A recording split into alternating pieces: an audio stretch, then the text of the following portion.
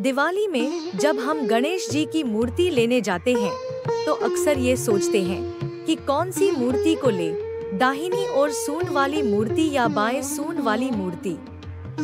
भगवान गणेश हिंदू धर्म में प्रथम पूजनीय देवता है। किसी भी शुभ कार्य और पूजा को शुरू करने से पहले भगवान गणेश की पूजा की जाती है।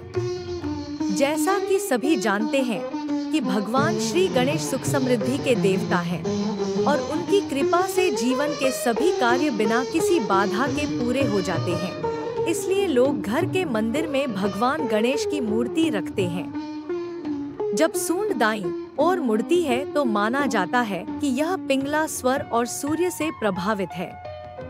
विघ्न विनाश, शत्रु पराजय, विजय प्राप्ति, उग्रता और शक्ति प्रदर्शन जैसे कार्यों के लिए ऐसी मूर्ति की पूजा फलदायी मानी जाती है।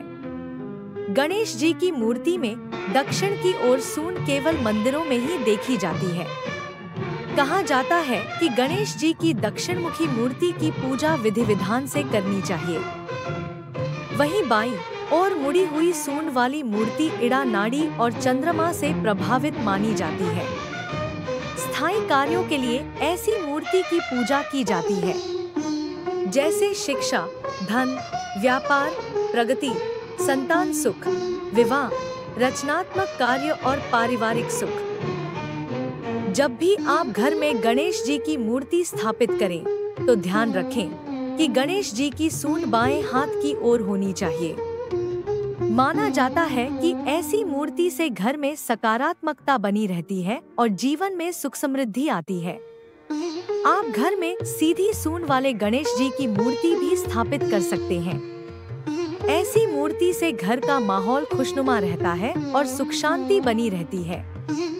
जब भी आप घर में गणेश जी की मूर्ति स्थापित करें तो ध्यान रखें कि गणेश जी की सूंड बाएं हाथ की ओर होनी चाहिए।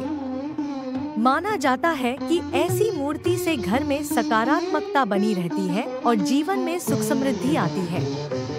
आप घर में सीधी सूंड वाले गणेश जी की मूर्ति भी स्थापित कर सकते हैं। ऐसी मूर्ति से घर का माहौल खुशनुमा रहता है और सुख शांति बनी रहती है।